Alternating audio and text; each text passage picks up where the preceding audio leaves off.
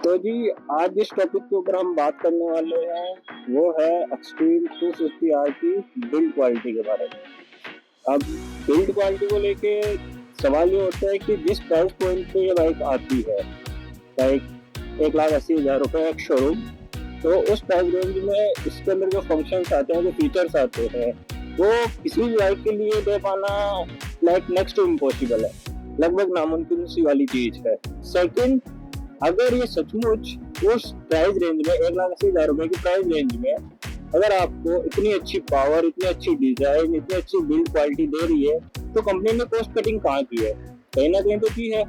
तो उसी से रिलेटेड आज हम बात करने वाले हैं इसकी बिल्ड क्वालिटी की, कि एक्सट्रीम 250R ने इसकी बिल्ड क्वालिटी कैसी दी है। इसी के साथ साथ हम इसके साथ ये बात करेंगे कि इसकी एक्स शोरूम रेट आती है 1,80,000, तो क्या ये अपने प्राइस को जस्टिफाई करती है? तो इन द एंड इस क्वेश्चन का आंसर भी लेंगे। एंड शुरुआत करते हैं इसके टैंक से। टू बी वेरी ऑनेस्ट और टू बी वेरी फ्रैंक, इसका जो टैंक है उसके अंदर जो प्लास्टिक यूज की हुई है, not a higher not a lower, एक मिड लेवल की क्वालिटी यूज की गई है। लाइक आपको लोअर से थोड़ा सा अच्छा ही इसकी क्वालिटी मिलेगी, लेकिन नॉट द बेस्ट। क्योंकि मैंने ड्यूक 250 जब मैं बाइक लेने वाला था तब मैंने देखी थी, तो ड्यूक 250 की जब मैंने क्वालिटी देखी थी प्लास्टिक की, A1 क्वालिटी थी। I think one of the best quality मेरे को ड्यूक 250 की लगी थी। बट अगर प्राइस की बात करें तो ड्यूक कम से कम भी इससे 50,000 महंगी आती है, तो उस हिसाब से इसकी बिल्ड क्वालिटी मुझे ठीक लगी, ठीक से अच्छी ही लगी, बेहतर ही लगी जिस प्राइस पॉइंट पे आती है।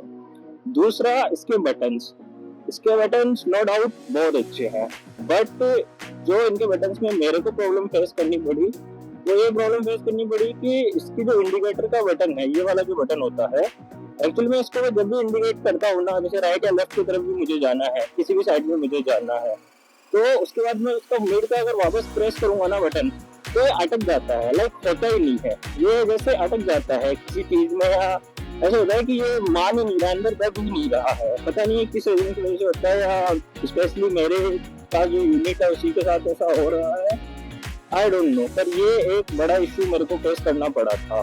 बाकी ओवरऑल क्वालिटी को लेके मेरे को कोई इशू आया नहीं था। इसके इंजन को लेके भी मेरे को पहले तो डाउट था, बट अभी इसके इंजन को लेके भी मेरे को एज सच कोई ऐसा डाउट है नहीं कि जिससे मैं अगर कंप्लेन के हिसाब से उसको मैं कह सकूं। तो ये तो बात हो गई इसके बिल्ड क्वालिटी के बारे में, कि इसके अंदर अपन को बिल्ड क्वालिटी कैसी मिलती है। एंड सेकेंड जो पॉइंट मैं डिस्कस करना चाहता हूँ वो ये कि जिस प्राइस में ये बाइक आती है 1,80,000, क्या ये बाइक उस प्राइस को जस्टिफाई करती है? तो एक स्ट्रेट फॉरवर्ड आंसर है यस। अगर मैं सिर्फ इतना कहूँ कि हाँ जस्टिफाई करती है, तो एक स्ट्रेट फॉरवर्ड आंसर होगा यस, जस्टिफाई करती है। क्यों जस्टिफाई करती है, रीजन बताता हूँ। ये बाइक आती है 1,80,000 के आसपास एक शोरूम में, और जिस शहर जयपुर में मैं रहता हूँ वहाँ ये ऑन रोड पड़ी थी अराउंड मेरे को 218 के आसपास, आरटीओ और इंश्योरेंस इंक्लूड करके।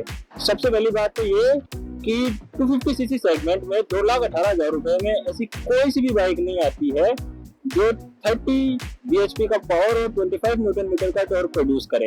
अब इस बाइक का मैं अगर डायरेक्ट कॉम्पिटिशन अगर किसी बाइक को मानता हूँ तो वह है AMS 400। रीजन, उस बाइक के अंदर 40 bhp की पावर आती है and I think 35 newton metre का टॉर्क आता है, जहाँ तक मुझे याद है। तो वो बाइक इससे करीब करीब 18-20 हज़ार महंगी आती है, लेकिन 40 bhp की पावर और 35 न्यूटन मीटर का torque, I think one of the best bike है 400cc के अंदर, जो उस प्राइस रेंज में आती है।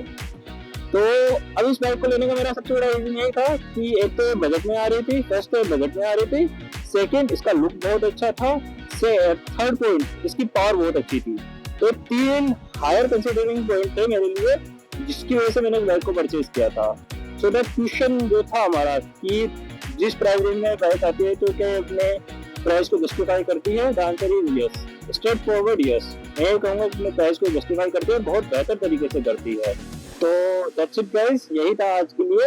जिन 2 चीजों के बारे में मेरे को बात करनी थी, उन 2 चीजों के बारे में डिस्कस किया। एक तो इसकी बिल्ड क्वालिटी, सेकंड इसकी प्राइस जस्टिफिकेशन, एंड दोनों का आई थिंक मैंने आंसर दे दिया है।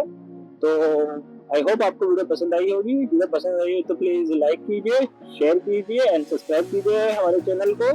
और जल्दी ही मैं हर वीक एक वीडियो डाल ही दूँ बाइक से रिलेटेड, कोशिश करूंगा।